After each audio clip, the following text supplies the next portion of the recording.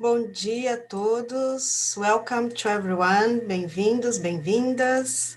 It's great to have you all here with us this morning. And good morning to Professor Pauli Badenhorst. He's in Texas, United States now. My name is Cristine Severo, Gorski Severo. I'm a professor at Federal University of Santa Catarina and at the postgraduate program of linguistics. I have been working with language policy, colonial linguistics, and critical sociolinguistics. And I'll be your host this morning. Before we begin, I'd like to thank Abralim and its president, Miguel Oliveira, together with his supporting committee for promoting this inspiring online academic project that brings together linguists from all parts of the world. We have been sharing a unique feeling of academic community. The Abralim ao Vivo, the Linguistics Online, is an initiative of Abralim, Associação Brasileira de Linguística, Brazilian Association of Linguistics, in cooperation with several international partners, among them the Comité Internacional Permanente de Linguistas, la Asociación de Lingüística y Filología da América Latina, la Sociedad Argentina de Estudios Lingüísticos, la Sociedad Española de Lingüística, the Linguistic Society of America, the Linguistics Association of Great Britain, the Australian Linguistic Society, and the British Association for Applied Linguistics. In such individualistic political times, it's really, really important that we strengthen our associations and help to co-construct these institutions. Pauli Badenhorst is Assistant Professor of Teacher Education in the Department of Teaching and Learning at the University of Texas, Rio Grande Valley. Pauli earned his dual PhD in Curriculum and Instruction and Comparative and International Education from Pennsylvania State University. He is an educational anthropologist with prior qualifications in theology and applied linguistics. His research investigates the psychoaffective dynamics informing socialization into racialized identity and environment, as well as the implications of such for schools and society. As teacher educator, he is focused on the design of holistic epistemological and pedagogical frames to inform antiracism and intersectional teaching, learning, and curriculum. Pauli lives with his wife, Yusion, and their cats, Suntory and Ruka, near the Mexico-US border in Edinburgh, Texas. The title of his talk for today is Antiracism Work as Emotional Storm, Psychoanalytic Perspectives on Language. And Professor Pauli, many thanks for your presentation. And after that, you'll be able to answer some questions from the chat. And please, the stage is yours. Thank you so very much. Good morning, dear colleagues. I would like to begin by thanking Christine, Miguel, and Abralim for the invitation to share in this time with you today. And I'm also thankful for your participation in this session. Now, I'd just like to make just a few introductory comments. The first is, yes, indeed, I do have a background in applied linguistics, specifically my research. Focused and still to a certain extent does focus on accent as a racialized phenomenon within language teaching and learning contexts. Also, I would just like to say that today I'm going to be talking about primarily the topic of race and racism. I would just like to put it out there that I myself still feel and I still grapple with the feelings of discomfort that I often experienced before going into talks, whether it be at a conference or a session like this, for the simple reason that these are highly charged emotional topics that are really rooted in reality, in the reality of our present day, and that are very complex. And so, I'm really hoping that, what I share today, that it at least will provide a platform for a good discussion and a conversation afterwards. In which you will also participate. And then I also just wanted to say that I will be making my notes available on the screen, so I will be sharing those in a few seconds.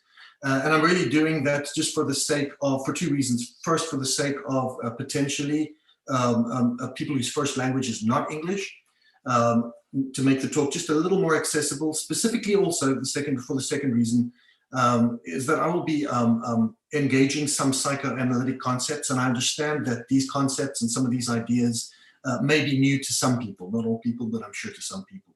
And so for these reasons, I will be sharing my notes today. So you're welcome to listen, but to also follow along on the screen as I share. There we go. Now, the title of today's talk is Anti-Racism Work as Emotional Storm, Psychoanalytic Perspectives on Language. Yet the title may as well have been Interracial Encounter as Emotional Storm, meaning that emotional storms, by and large, are part and parcel of what it means to be a racialized subject, a racialized person in the year 2020. Now, this means that emotional storms here referred to affect Black people, they affect brown people, but they also affect white people. White people, those once assuming to not be of a race, those once comprising the unquestioned norm. Now, of course, Cesar, Baldwin, Tandeka, and Watson, to name but a few, have previously written of Black, brown, and white peoples being psychologically affected with the unhealthy, often deleterious consequences of historical patterns of racialization, albeit in different ways, with Tandeka as an example, identifying white people as suffering from an impaired core sense of self. We will talk more about this later. Now, in clinical seminars and other works, the psychoanalyst Wilfred Bion makes the provocative claim that when two personalities meet, an emotional storm is created. I'll say that again. When two personalities meet, an emotional storm is created. Now, crucially, I would like to use this image of the emotional storm as a central framing device for this morning's talk in our time together.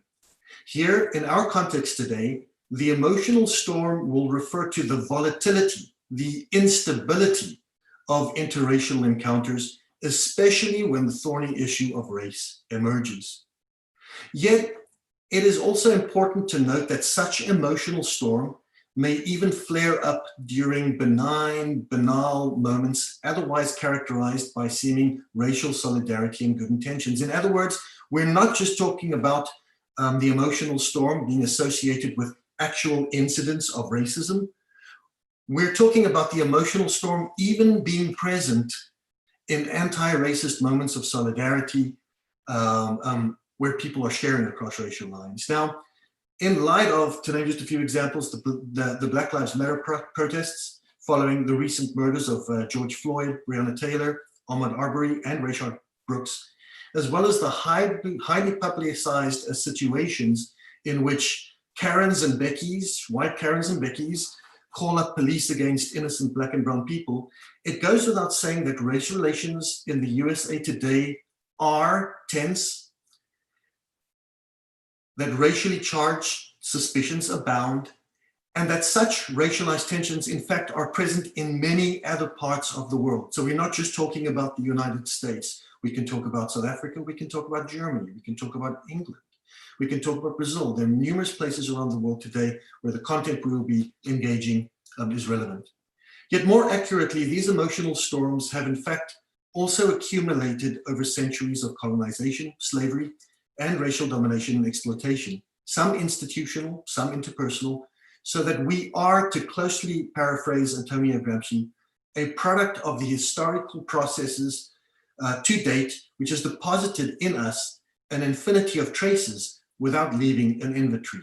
So clearly the historical process has been written upon our hearts, whether we're aware of it or not. Now, against this background, I would like to provide you with an example of an emotional storm that erupted a few years ago when I was finalizing the data collection for my doctoral dissertation. Now, there are a number of other examples I could have given, but I did decide on this one because I think that it's apt to both the context of research, but also the context of teaching. Now, first allow me to create some context. Back in 2016, following significant racial tensions on the campus of a large US state university, which was majority white and still is majority white, I was attending as an advanced doctoral student, completing my studies at the time. I developed and taught a semester-long undergraduate course aimed at explicitly engaging white supremacist, patriarchal, and ableist ideologies through using popular culture and new media artifacts to provoke discussion, right? Now, being a white majority campus, and when I say majority white, I'm talking, I believe it was just over 85% white, I was assuming that the majority of students who would sign up for the course would be white. Now, as it turns out, and I will make a long story short, when I checked the course register about 3 days before the start of the course, just to finalize the register, I noticed that at least 50% of the students who had registered for the class were white, but the other 50% of the students who had registered for the class, who'd signed up, who had enrolled, were in fact African American, and there was a Muslim student too. And this is not the way that I'd assumed or anticipated the class. And so I was at that time filled with a discernible amount of anxiety, right? And I remember emailing the head of my committee, the chair of my committee, and my advisor, Dr. Janine Staples, who's an African-American and dark and feminist scholar. And I said to her, you know, I find myself in a bit of dire straits here. I find myself in a difficult position. You know, what can I possibly teach Black and brown students, right? And throughout this talk, I specifically use the wording Black, brown, and white. And I really borrow this phrasing from Dr. Janine Staples, who justified it as follows. She said that historically, in the United States and many places in the world, race has traditionally been defined by the binary of Black and white. However, she said Hispanic people, she said people of Arabic descent, right, and indigenous people are often not accounted for. And so that's why she purposefully claimed that the need to also include brown, as in Black, brown, and white. Now, I stated to her, and I was very clear, and I said that I do not think that I possess the language, the rhetorical means to be able to address Black and brown students. What could I possibly teach them as a white man? Her response to me was quite prompt, and it was quite direct. She emailed me back immediately and said, Pauli, I don't want you to assume that because some students have had racialized experiences with epistemic violence or maybe even physical violence, I don't want you to assume that they automatically know how to process and how to digest those experiences, right? Especially at their young age, many of them may have had the experiences, but do not assume that they know that they've already dealt with those experiences. And so she left me with that. And so I entered the class with a certain amount of anxiety myself, and the dynamics of the class really were emotionally charged since day one. The syllabus which I had originally planned fell away because a lot of it just simply wasn't relevant anymore. And what instead happened was that from the first week, the class actually started to construct from within the class, without much of me prompting, a new original syllabus for our class and for the time spent together. And so what became very apparent early on is that students, in fact, wanted to enter into conversation, right? And here language really proved to be a valuable resource, right? Where these students would come in twice a week, they'd spend time in deep conversation, often around issues that personally affected them, right? And so some students would very openly, some white students would very openly talk about their anxieties, right? Some Black students would very openly talk about their anger. And so language really became this very valuable, important tool, right, which facilitated this kind of relational engagement among students. Now, to also say that we maintained the readings, we still read Ta-Nehisi Coates' Between the World and Me, we still read readings from bell hooks and a number of indigenous writers. But throughout the course, it's important to report that I also felt myself drawn into conversations increasingly more. And one day later during the course, I opened up honestly to the class about my anxieties, right? I was just honest with the class. I no longer was the teacher figure. I was more a facilitator, just facilitating conversations. And so I used this as an opportunity to talk about my anxieties, having been raised in apartheid South Africa, and how I had been socialized into a white supremacist worldview from a young, early age, the difficulties I had experienced for years attempting to reintegrate myself with people who were not only different from me, but especially people from whom I was different, right? And how the reprogramming took a long time. And in fact, in some form, the reprogramming still was an ongoing process. Now, a few months later, following the class, I met with all the students individually to learn of their experiences with the class. First, with the first reason for meeting with the students individually was to identify ways that the class could be improved in future. In other words, I was interested in learning more about questions that they still had, conversations that they still wished to engage, things that they'd enjoyed, parts of the class that they maybe didn't enjoy or felt that were too challenging. But I also did it for the second reason, and this was to member check, because remember, I had collected extensive ethnographic data, both before the class, both during the class and after the class. So I really wanted to member check to see if my analysis was appropriate, right? And so around 4 months after the conclusion of the class, I met with Emerald, one of the students. She was a young Black class participant, young African-American. Now, our conversation at one point moved on to that particular class session. You remember the class session I just told you about the previous semester, during which I had opened up to the class regarding my own socialization into a racist worldview as a child, as an adolescent, and the challenges that I encountered subsequently when I attempted to reintegrate myself with others. Now, many weeks later in conversation, Emerald, having processed this experience of that day in class, reflects on the experience and her accompanying thoughts as follows. Now, please pay close attention to our language.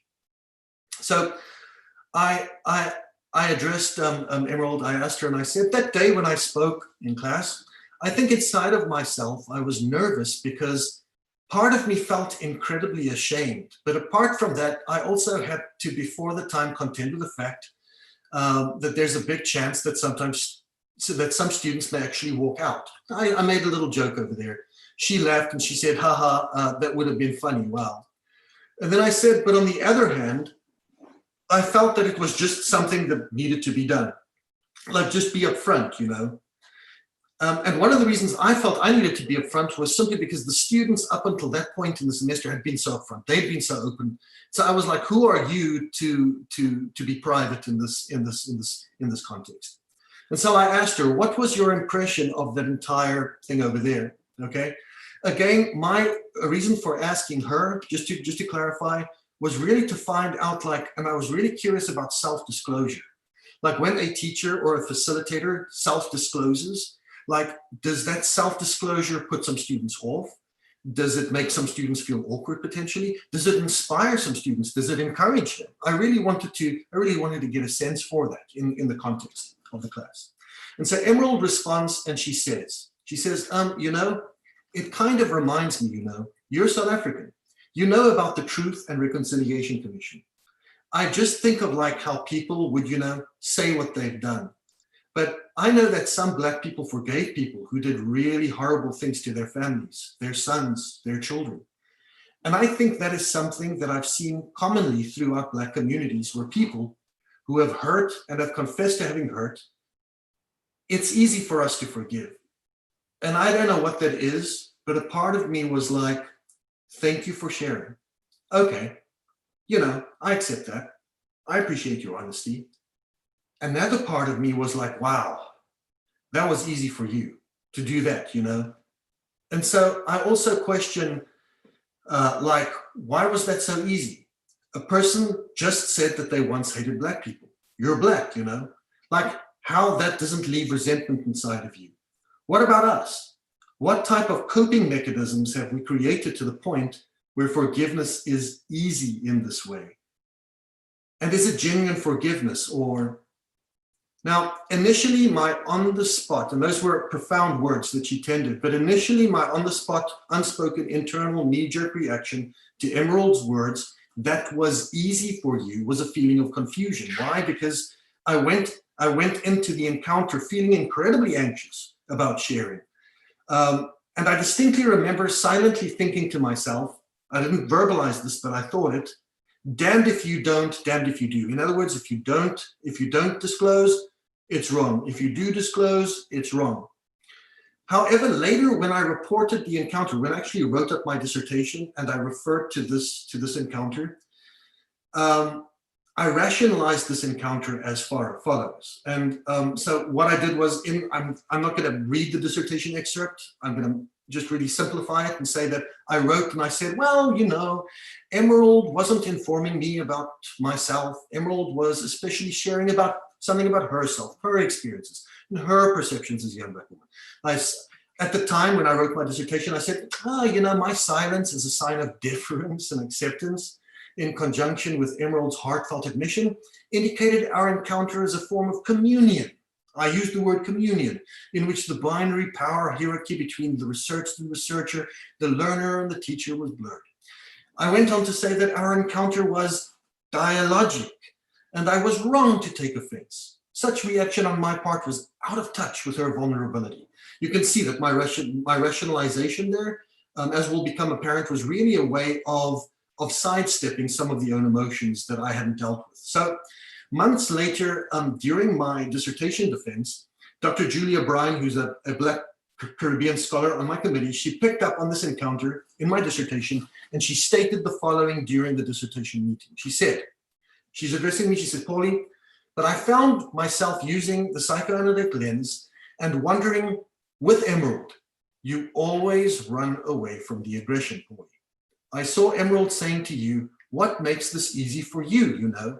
And she's saying, you know, what makes this so easy for you? Because you're a white man. And so you, Pauli, saw it as only Emerald getting some self-insight. And I don't think that I wondered what stopped you from going to, she's angry at me. But then I saw a little aggression come out when you said, I'm damned if I do and I'm damned if I don't. And then you stopped yourself. And it's every time that you get there, you stop yourself. What is it that stops you from seeing her aggression to you? Is she Selena?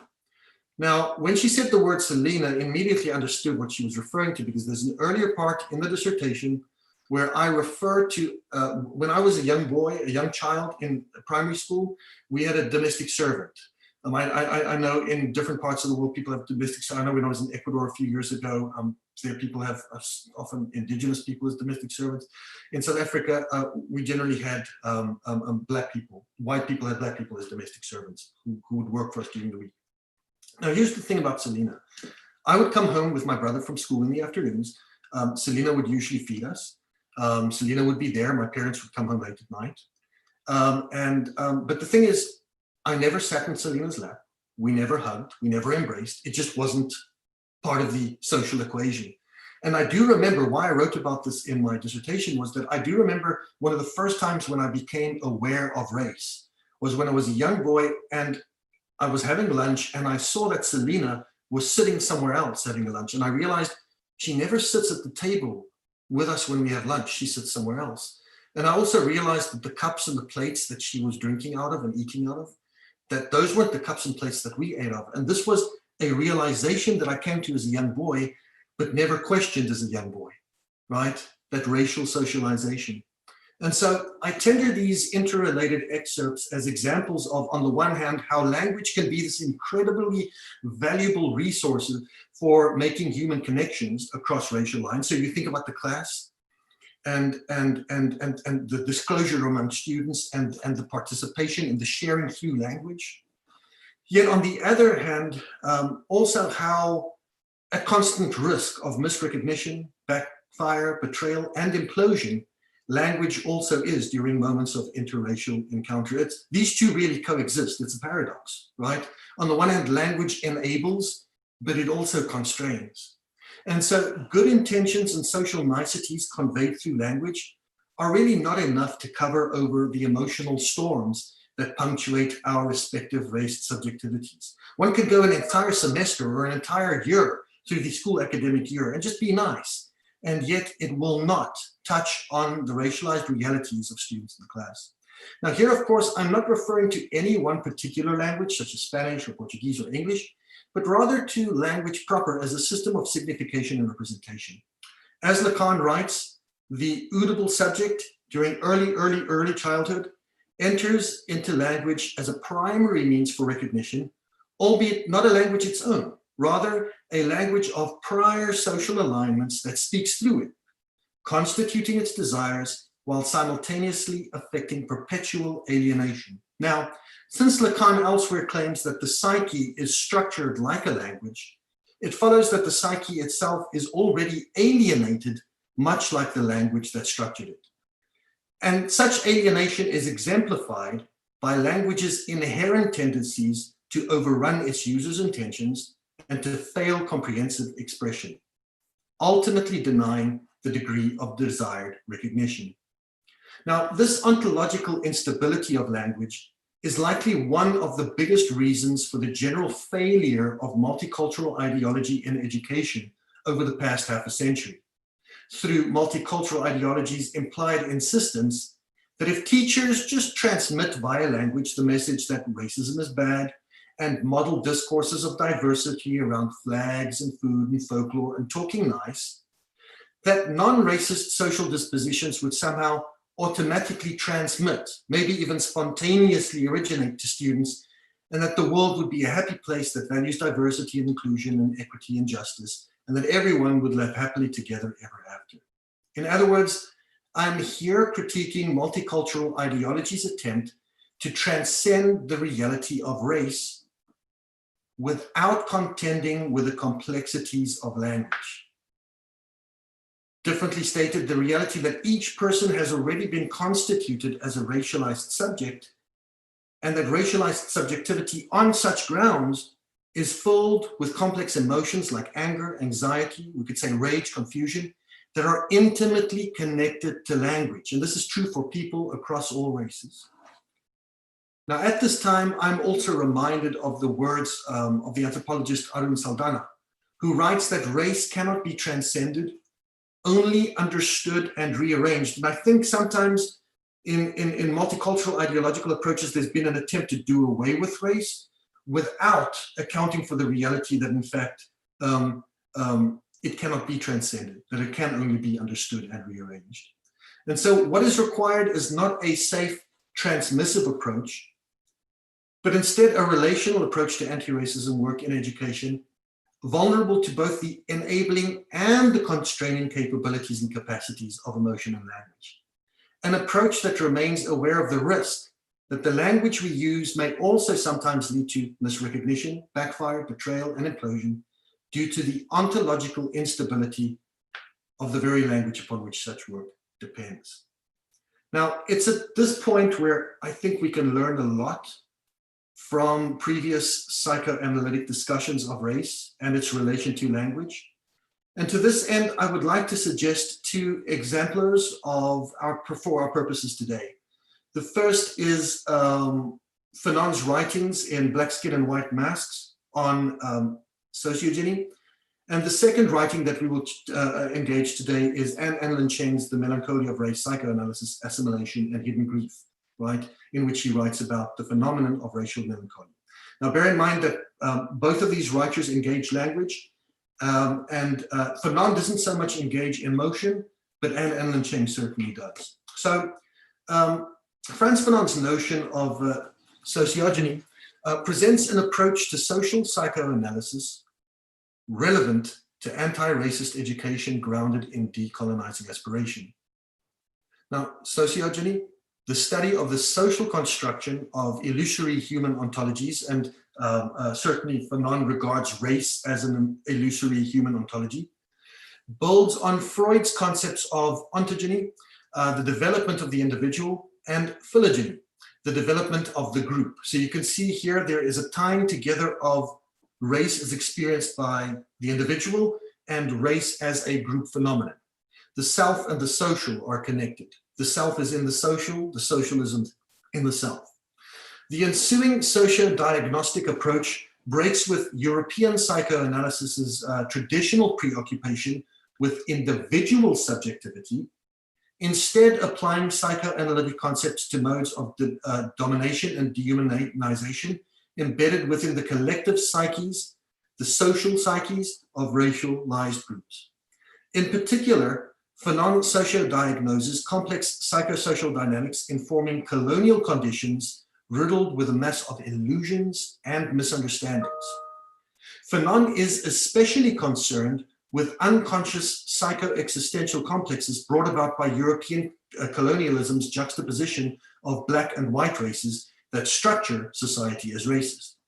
Here, the Black subject is composed via internalized inferiority, while the white subject is composed via internalized superiority. Whiteness with Fanon signifies riches, beauty, and intelligence, everything desirable, so that the feeling of inferiority of the Black subject is the correlative to the white subject's feeling of superiority. White phenotype comes to denote the complexes of leadership, authority, and rationality, while Black phenotype denotes childlike dependency, cannibalistic savagery, and base intuition. The condition of both races significantly is a neurotic orientation in Fanon. A crucial point that Fanon imports and elaborates from Ames Cesar, right? For Black people cast as inferior, such neurosis manifests through self-destructive reactions ranging from self-accusation to despair. For whites, on the other hand, the neurotic compulsion towards maintaining a sense of master superiority through manifold enactments of violence creates a sense within the white person of dehumanization to others and self. Following, and of course, their emotions that accompany that, right? Like guilt and shame, shame being a large emotion. Now, following psychoanalytic intentions, Fanon's concerns with sociogeny are revelatory, therapeutic, and specifically decolonial in that his work drives at unraveling white supremacy inherent in historical colonialism and present-day coloniality. So significantly, the racial dialectic deployed by Fanon reveals Marx and Engels's historical materialist dialectic as viscous racialized process of reality constitution. Let's maybe think of that in other words. Rather than signifying a clear distinction between the powerful and the powerless, Fanon's dialectic instead demonstrates how under colonial conditions, both Black and white subjects exhibit neuroses and psychopathologies that operate in a vicious cycle. The colonized Black non-being of history, an object, desires to be white. The colonizing white subject yearns to be human, desiring wholeness in the face of self-atrocity and self-dehumanization. Subsequently, Fanon calls for the liberation of peoples of color from themselves and from colonial's arsenal of complexes by beginning with an interrogation of language, which, according to Fanon, is the most common means through which people of color either seek to whiten through linguistic assimilation or are marginalized. After all, language is the predominant social form through which subjects seek to be recognized. Ultimately, Martiniquan Fanon's radical decolonizing psychoanalysis, similar to the latter humanistic thought of Sylvia Wynter, presents possibilities for the emergence of a new man, or we might say a new human, a human not defined by whiteness or aspired to by Blackness, who exists free of the internalizing poison of colonialism and beyond the psychosocial construct of race. Yet this new man or this new human is dependent on a disintegration of the colonial Black-white dialectic through awareness and purposeful rejection of the historical means through which dehumanization is enacted, often through language, hereby enabling potential liberatory forms of communication, new forms of communication. Now, such is the profound unresolved challenge of Fanon's revolutionary thought confronting anti-racist pedagogies. Vogue in-style epistemological prescriptions like we should have courageous conversations, or talking about allyship, white allyship, or wokeness, being woke, are troubled precisely because under colonial and post-colonial conditions, the subjectivities of Black, brown, and white peoples have been so radically differently constituted that it aspired to authentic common new humanity and language, exceeding contemporary post-racial colorblind delusions, requires the de- and reconstruction of subjectivity at a profoundly ontological level beyond simplistic epistemological knowledge-based and pedagogical education-based reforms. In Fanon, then, we ultimately come to see that our language is fractured precisely because our humanity is fractured. And we might even say our humanity is fractured because our language is fractured. Now, let's have a look at Anne Cheng and her idea of racialized melancholy and grief. The second of our thinkers, Anne Cheng, offers contemporary Asian critical and feminist-informed psychoanalytic grappling with the significance of race by employing Freud's theorization of mourning, right? When someone dies, we mourn, and melancholia as diametrically variant responses to racialized loss. So for Anne Cheng, the moment we are subject, we are socialized into forms of racialized subjectivity. The moment that happens, we actually lose, like there is a loss. There is a loss because suddenly we cannot relate. Suddenly we are unable to relate as desired with people from who are different to us or from whom we are different across racial lines, right? And so mourning as healthy, finite response replaces, according to Freud's logic, the libidinal lost object, while melancholia as pathological, unresolved response maintains the lost object through ego identification with the lost object in the lingering presence of its absence. An endless condition of self-impoverishment, which is paradoxically also intimate and nurturing. And so here, maybe just to break this apart just a little bit, I might provide an analogy and say that the difference between mourning and melancholia is maybe similar to that when someone loses someone and the one person mourns, the one person is, but in the mourning, the person is able to gradually move on with life. The person is able to, pack up the clothes in the closet. The person is able to rearrange the house. The person doesn't go to the same spot, every week. But in melancholy, what we find is that the person who has had the loss is unable to part with the loss. The person keeps the loss alive by, for instance, keeping the clothes in the closet, by, for instance, keeping the house unchanged, and by visiting the site where the tragedy happened every day or every week, right? There is an inability to part with the loss. And so for Anne Cheng, she says that the racial wounds run so deep across races that we are unable to really part with the loss because the loss really constitutes us, okay? And so she refers to it as an endless condition of self-impoverishment, which also, ironically, is intimate and nurturing. And so the melancholic feeds on the lost object through fantasy that enables a denial of loss to maintain the very fiction of possession and simultaneous relative distancing from the lost object to avoid jeopardizing the cannibalistic project, right? So, and I'll give an example of what that means now. So, though differently experienced and composed, racial melancholy and grief is central to the constitution of the racialized subjectivities and identities of both dominant white and racial others. For instance, and here's the example, white identity and white supremacy is secured through the melancholic introjection of racial others, that it can neither fully relinquish nor accommodate, and whose ghostly presence nonetheless guarantees its centrality, right? So we think like, if you think about white supremacy and the way that it attempts to do away with the racialized other, but at the same time needs to constantly maintain the racialized other, it cannot do with the racialized other, otherwise the project of white supremacy itself will come to an end. And so for this reason, Cheng makes explicit dominant white culture's simultaneous rejection, yet attachment to the racial other, manifesting in either neglect or in overt sentimentalization, right, of an indeterminately suspended racialized other. And so if we think about, neglect is usually the one that's easy to think about. If we think about the neglect of communities of color through institutional racist means, but sentimentalization, that's the one that's a little bit more difficult to think about. But just think about the way that white culture traditionally, I'll use the USA as an example, puts Martin Luther King nearly on a pedestal. Right?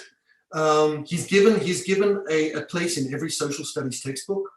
Or if we think about white culture sentimentalization of the Native American, right? In other words, someone who has been kept apart and yet who is simultaneously kept alive, right? One who is desired but always kept at a distance. Now, contrastingly, the black and brown racial other suffers a particularly differentiated form of racial melancholy, whereby her racial identity is imaginatively reinforced through the interjection of a lost, never possible perfection. We could think about Toni Morrison, right? And a lot of her writings which allude to this, an inarticulable loss that comes to inform her sense of conflicted subjectivity. Furthermore, the shadow of the object that falls on the ego, as Freud writes, mandates that the melancholic's relationship to the lost object is always torn between both nostalgia and resentment, retention and exclusion. There it is again, keeping at a distance, but desiring.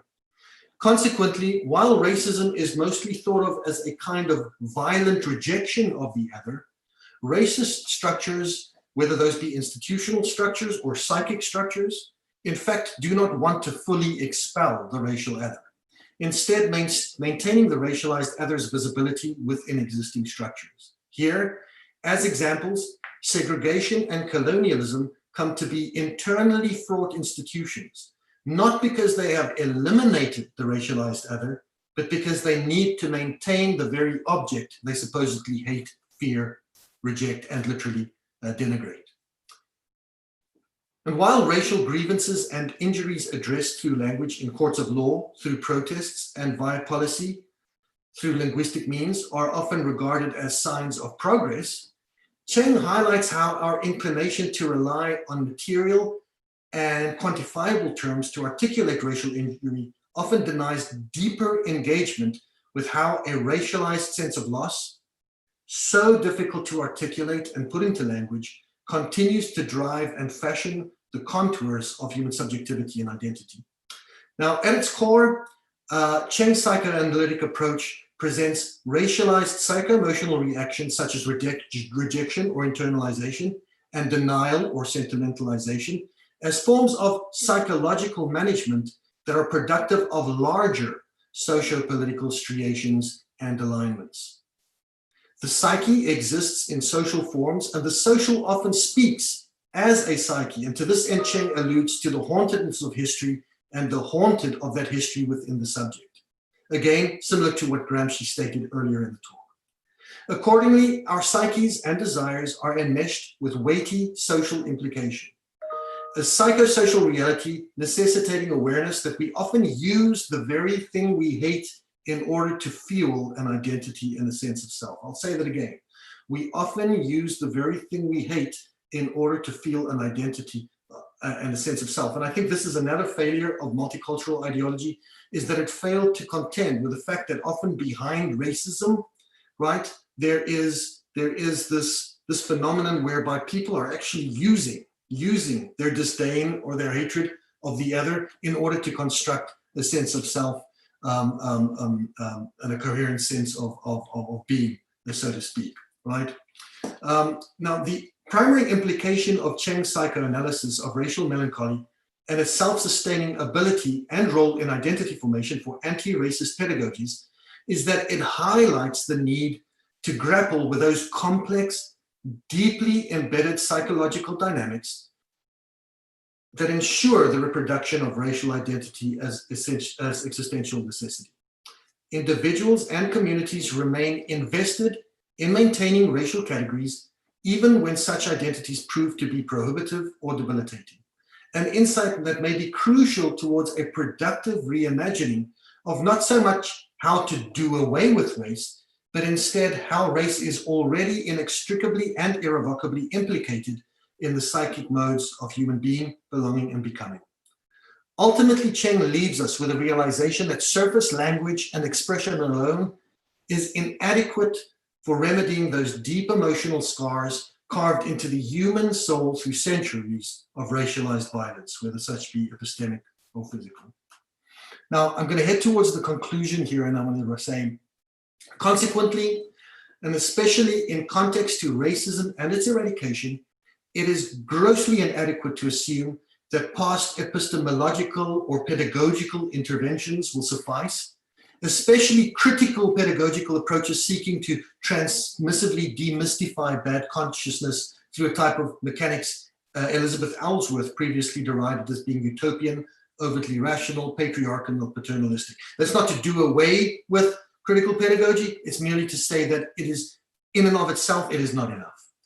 If anything can be learned in hindsight from well-meaning, multicultural curricular and pedagogical attempts to engage racism over the past half a century, it is that ideological motifs like diversity, inclusion, equity, often couched in a type of common sense, rational language that coerces momentary public compliance out of a fear of being shamed. In other words, people will kind of go along with it because they know if they speak, they're going to be sidelined. But these approaches have largely produced token representational cosmetic effects, unable to unravel the deep psychoaffective foundations of white supremacy and hate. Now, it is no small coincidence that every moment of seeming socio-political progress, and I'll use the USA here as an example, in the fight against racism. For instance, we think about Brown versus Board of Education in the US, or Barack Obama being elected as the first Black president. Such events are usually followed by a period of incubatory silence that eventually gives birth to new outbursts of white supremacist resentment and vitriol. And of course, along the lines of psychoanalytic thinking, silence itself is a linguistic expression.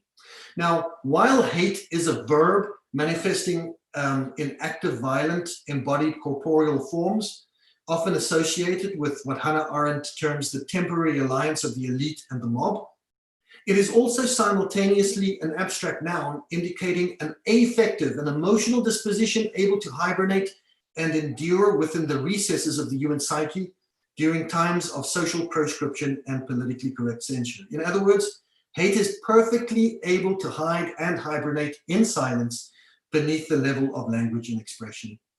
Furthermore, hate in its multiple forms remains a substantial, albeit everyday means through which human subjects both carve out a sense of self via subalterns and project psycho-emotional stress and pain onto others as a defense mechanism. And it is for this reason that James Baldwin reminds us in this profoundly insightful claim. He says, I imagine that one of the reasons people cling to their hates so stubbornly is because they sense that once hate is gone, they will be forced to deal with pain. Again here, the reasons people often give for their hate through language usually mask deeper, hidden psychological realities not fully able to be articulated into language.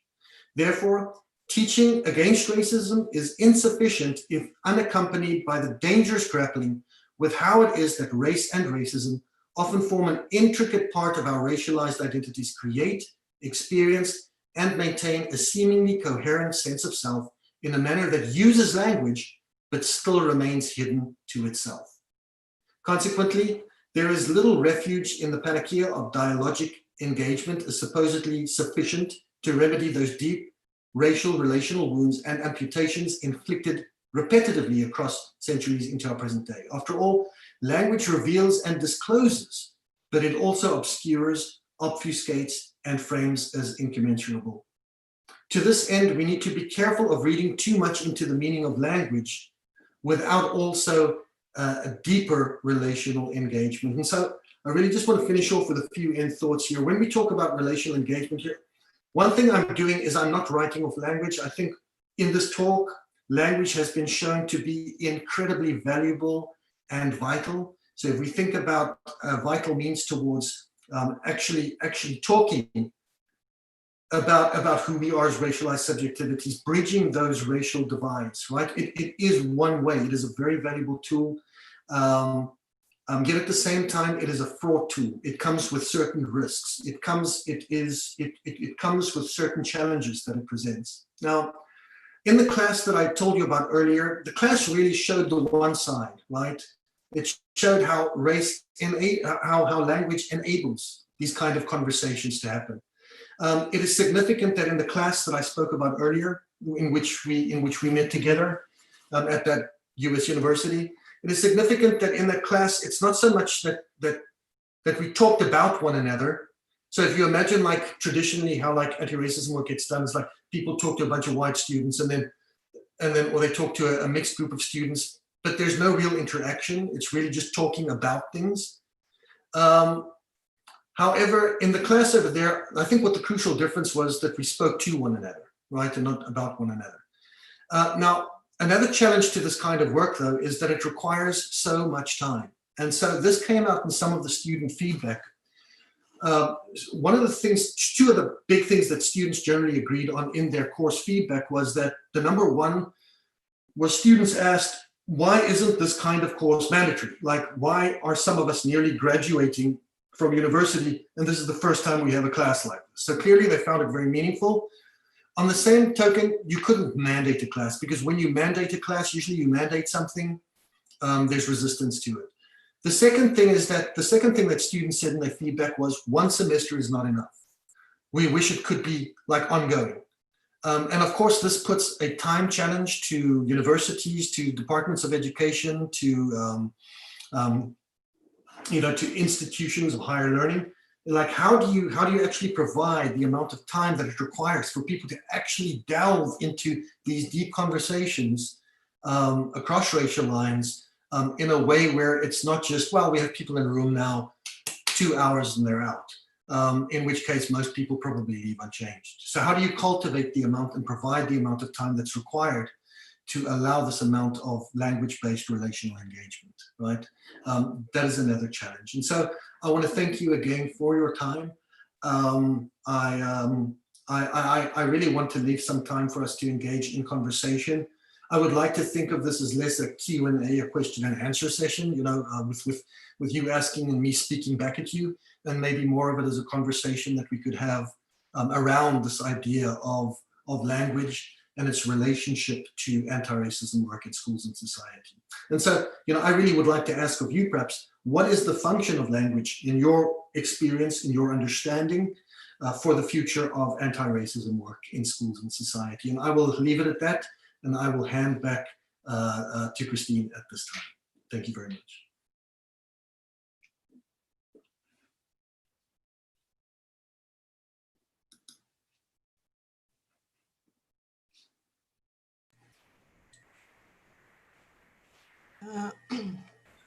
Pauli Badenhorst, many thanks for this inspiring, honest, courageous, and challenging talk.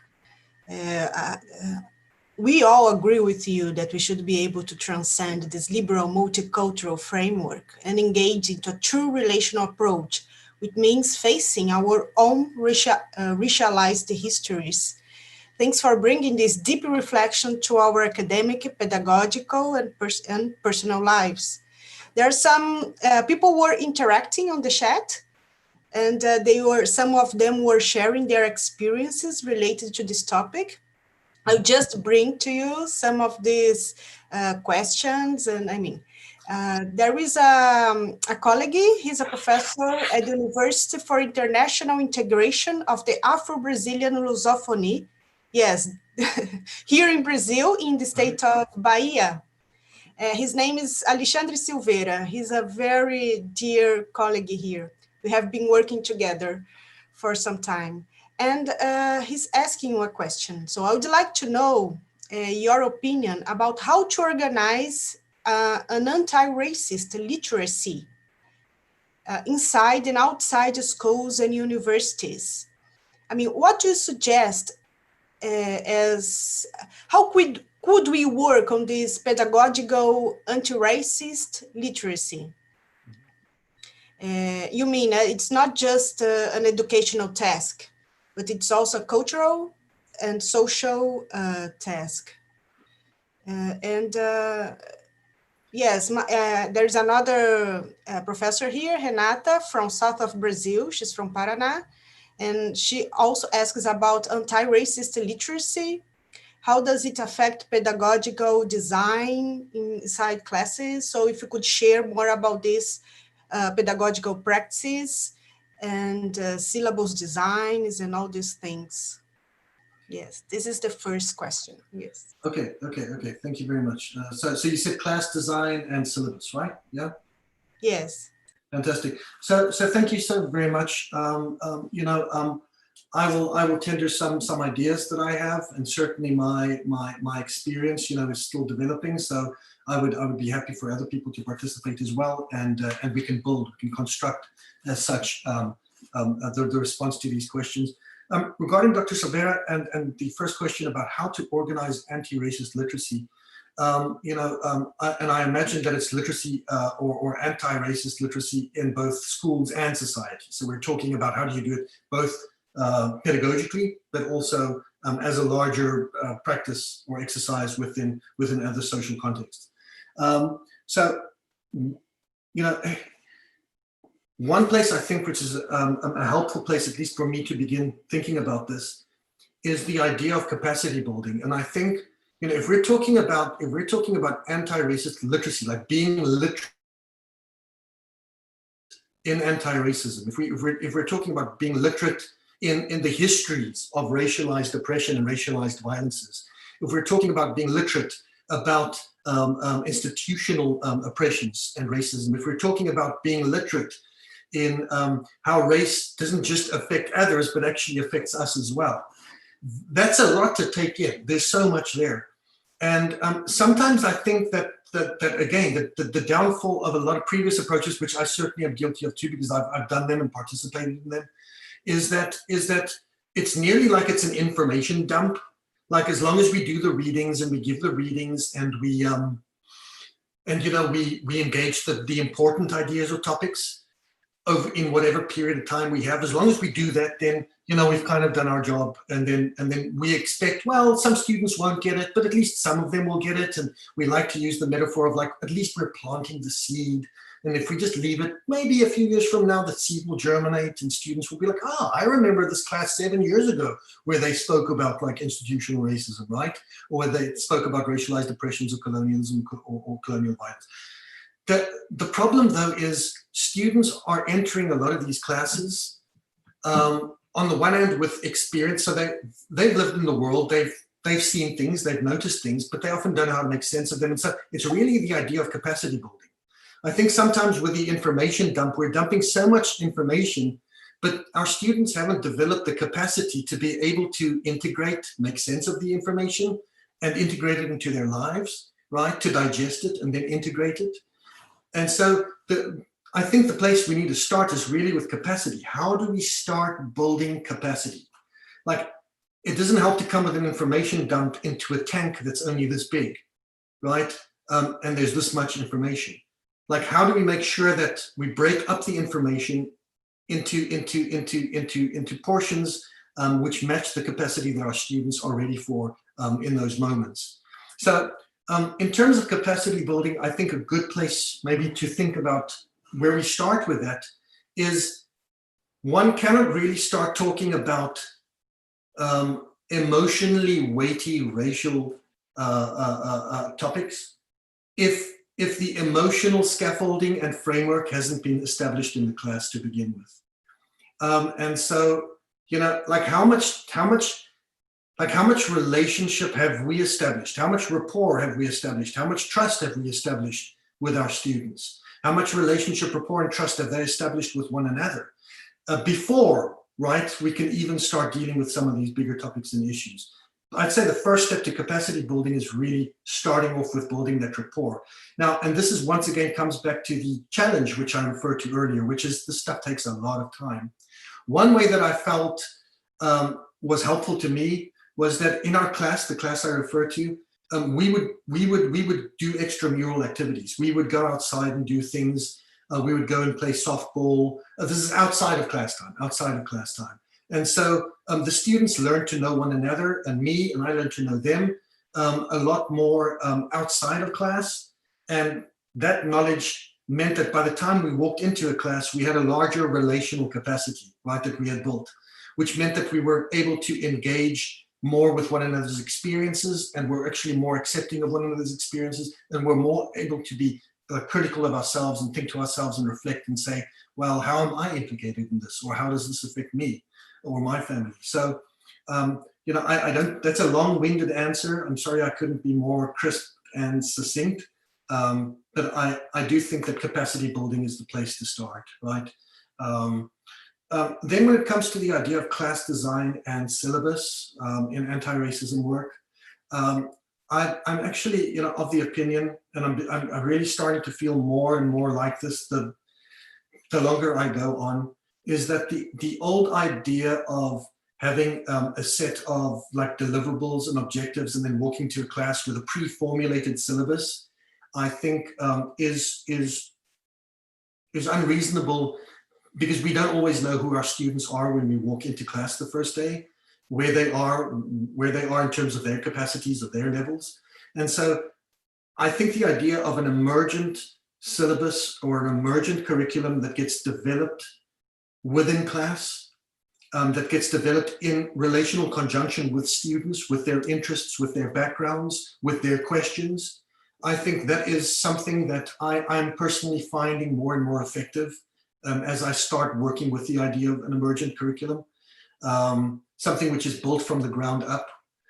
So that doesn't mean we go unprepared. We still have texts that we want to engage. The word literacy certainly has come up here. We still have ideas that we'd like to touch on, but certainly not having a blueprint that we marry ourselves to, but instead going in with a rough idea and really allowing ourselves to build up the syllabus as an emergent phenomenon, as an emergent curriculum within the class as the semester goes along. I've personally found that a lot more beneficial, but I think there may be some other perspectives too. So please, Christine, let me know if let us know if other ideas have been attended. Yes, thanks, Pauli. So it seems that it has more to do with engaging in relational approaches, building this relational based on trust and mutual confidence, than building pedagogical materials or centering our practice only on a content-based approach. Sure. Renata, Renata just mentioned that here in Brazil, most of the times we are building walls between teachers and students. That has become a pedagogical practice, just as it has a psychoanalytic, I think, interpretation for this. Mm-hmm. Teachers are advised to keep focus on their subject, their courses, rather than on relational issues. Yeah. And how can we, there's another question, how can we as white scholars contribute to really deconstruct or problematize this racializing dispositive that reproduces inside the classes binaries, hierarchies, and suffering?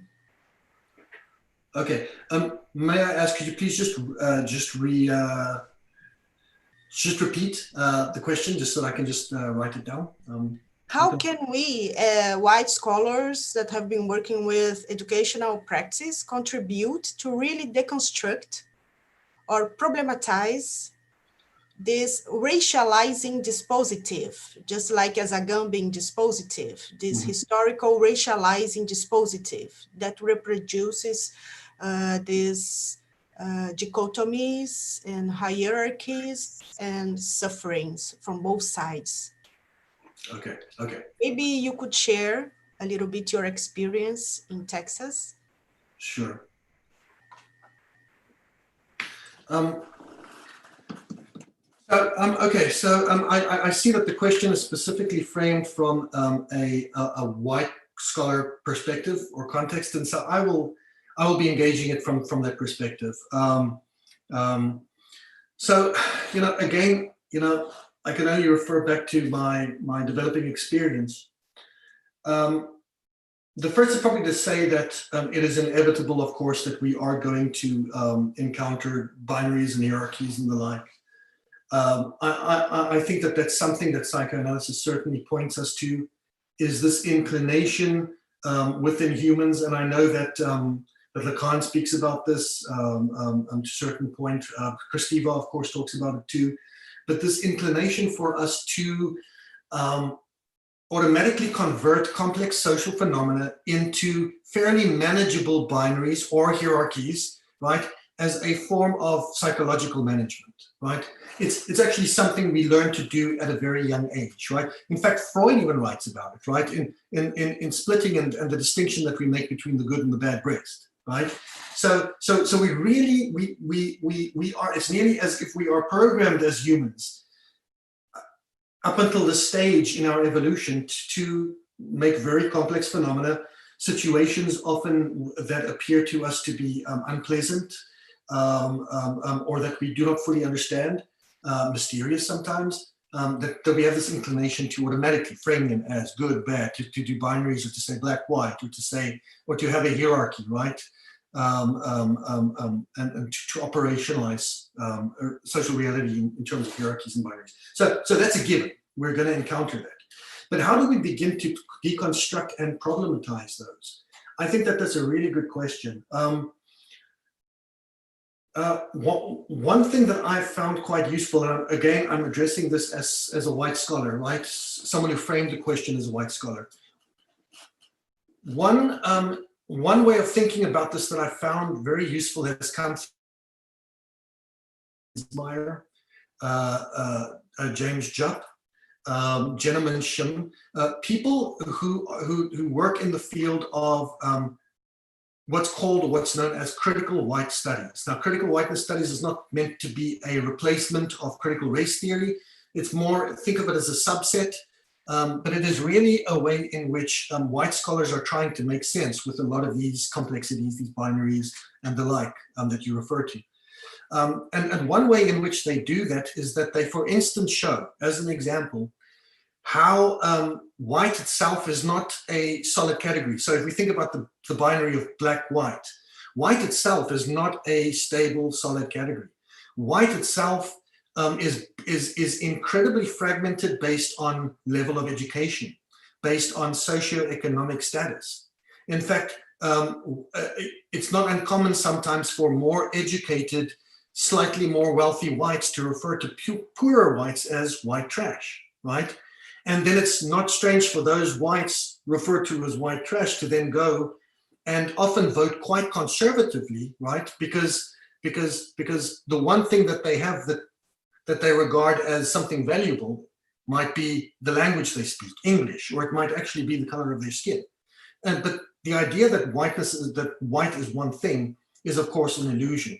And so one way that they're trying to chip away at this hegemony of whiteness is to show that whiteness itself is fluid, it is not static, and how it is historically contingent, meaning that there are certain times through our history when certain people weren't regarded as white and then became white, right? So we can think here in the United States of the Irish or the Italians or the Polish, right?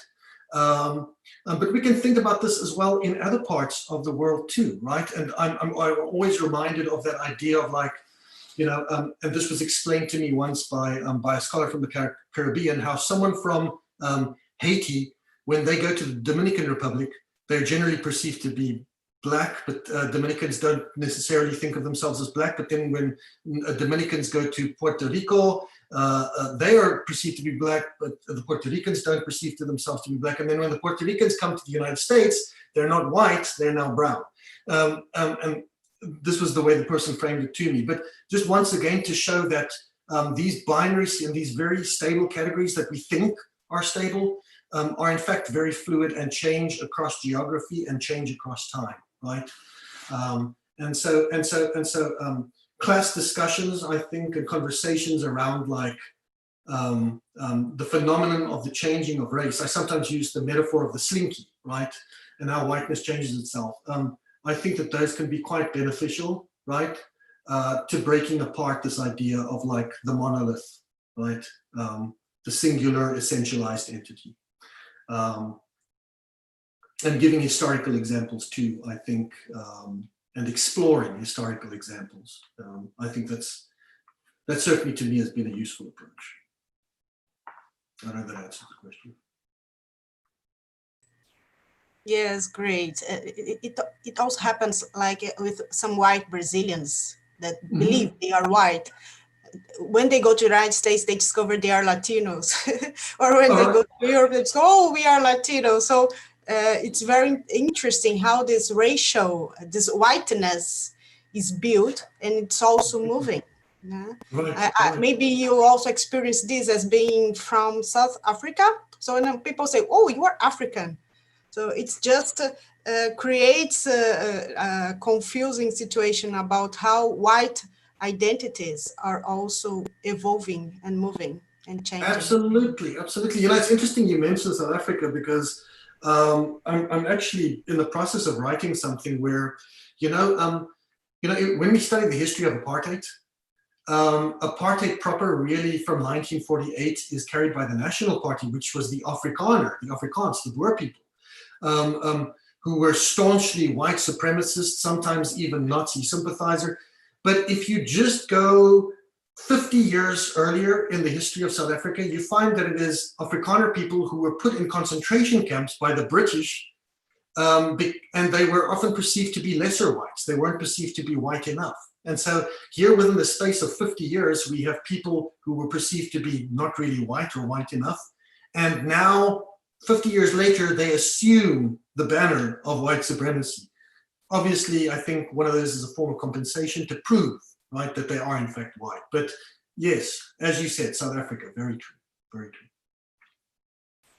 Yes, it's really interesting. And even here in Brazil, many people don't consider themselves as being Latin Americans. They are Brazilians, they're not Latin Americans, but then they discover they are Latin Americans when they are just there. So that it's really a relational approach. So in the United States, they discover, oh, I am Latin American. Yes. Right. So I have a quick question for you, Christine. May I ask you a question? Yes, there is another question here. Yes, you can ask questions. Okay. So I just want to say, so I read some time back, it was a study that had been conducted on a census, I believe it was in Brazil, and one of the census in the past, it was a self you could self-define your race. You didn't have to click a category. You could, and apparently, like people self-defined when they could self-define what race they were. There were 134 different categories that people defined themselves in. I found that, I mean, can you maybe talk just a little bit about that? And then I was also quite interested in Brazil. Do you have people sometimes who refer to themselves as European because they see themselves as being like descendants of, Oh, those are really hard questions. Yes, there was a census here in Brazil in the 70s that asked this question about their color skin, or their racial identity, and there were more than 100 answers. So yes, it's very interesting. I can send you if you want this. There is a discussion on that, and several categories. People just gave several categories in relation to being white or being black or being in between. It was really interesting. But then now census just use two categories.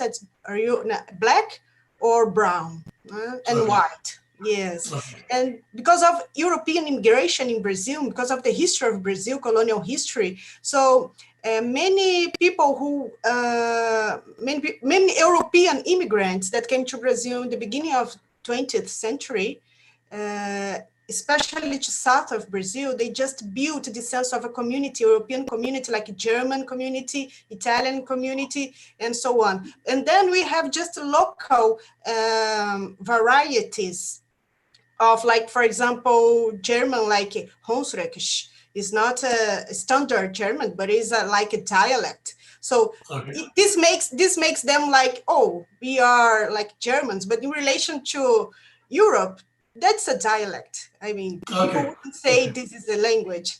So there is, it's very interesting to just follow how contradictions exist in relation to this European identity, because they are Brazilian Europeans, and they just have to face all these, tensions and conflicts.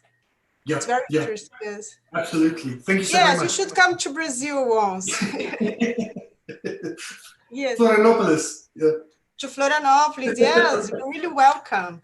And Pauli, there is another question from Professor Ahmed Al-Taif. I don't know how to pronounce this name, sorry. Ahmed Al-Tayef. He's a professor of English and linguistics at Nilan University in Sudan. And yes, he's Okay, just well, asking yeah. here a question. Children are innately born non-racist human beings. The question is how to protect them from racist influences, which unfortunately mostly come from home. How to protect children from racist influences? Yes. Okay, thank you. Thank you. So Dr. Altayef, thank you so very much for your question. You know, I wonder, should we protect children from racist influences? And there's a reason I'm asking the question. Is maybe a better question is, can we protect them? Like, is it even possible? With the circulation of media today, the rapid hyper-circulation of media through smartphones, through things like the internet, and to a lesser extent, film and music. Is it even possible to protect our children? It reminds me of like the debate that sometimes happens in religious communities, and I come from like a religious background way back, and I remember there was always this idea that we should protect our children about like sex and sexuality, right? And so I remember like sexual discourses at schools were always very, very conservative and didn't really like address the reality of sex and sexuality. And so inevitably, can you really protect young people from, and I'm using the example here, from the realities that they're going to encounter, right? When they watch movies or listen to music or are in the internet. You probably can't, but what you can do is you can prepare them hopefully for those things. And so in much the same way, I'm thinking about race, and racism, now the analogy breaks down because sexuality, of course, is innate. Racism is not innate, so there's a difference there. But still, I think the same principle holds, and that is that, rather than maybe thinking about it as how can we protect them, it's maybe like, how can we provide them with the hermeneutic means, the means to interpret what they're seeing, the means to be able to make sense of what they're seeing, and then the means to be able to adequately and appropriately make decisions about, is this wrong or right? Does this go with the values that my family have taught me, or does it go against the values that my family have taught me? Let's be honest, as much as race and racism can be socialized into a person, and I use my history as an example, it is also true that anti-racist sentiment, that anti-racist belief and disposition can also be socialized at a young age into young children. Much like you can socialize respect for other people groups. And so again, I'll just repeat, is it really that we need to protect, or is it more that we need to directly engage our children with the realities that they are going to encounter, and maybe give them the tools or the means to be able to decipher, decode, and then make ethical decisions based on what they encounter. Thanks, Pauli. There is a final comment here from Argentina, and they say, "Oh, the same happens in Argentina. Some, if not most, in Argentina refer to themselves as European rather than Latin. So people in South America don't like this category when they go abroad. So, oh, you are Latino. So they have to face their relation with this identity. So it does not happen only in Brazil, but also in Argentina." Okay. Yes, and Pauli, before we finish, I would like to remind everyone to go to Abralin's site and check the previews and future talk for this series. There are several fascinating discussions from all areas of linguistics and applied linguistics, and also education here. Thanks, Abralin, for fostering cross-boundary communication and interaction among all of us. And Professor Pauli, would you like to share some final words before we finish? Yes, everyone. I'd just like to thank you for your time again. And I certainly thank you, Christine, for the invitation. Thank you, Abralin. I also appreciate it very much. My thoughts, I think, really, Miguel, thank you too. My thoughts really, I think, are everybody, please be safe. Please take good care. You know, these times we live in, there is so many perilous conspiracy theories and you know, disinformation doing the rounds. But you know, currently I have a situation where many of my students, you know, they have contracted COVID-19. Some of them or their families are in high-risk categories, and it's proving very disruptive to them. You know, let's also be honest that you know, it's not everybody who's as fortunate, I suppose, as I could say that I am, that I can actually sit behind a computer and give instructions. Some people actually have to go out. They're thinking of starting the schools here in Texas in the fall. And so some people actually have to go out and work, right, among people. And so please take good care of yourselves. And I certainly wish good health and good strength and even recovery to you and your families. May you all be kept safe. May you all be kept safe in this time.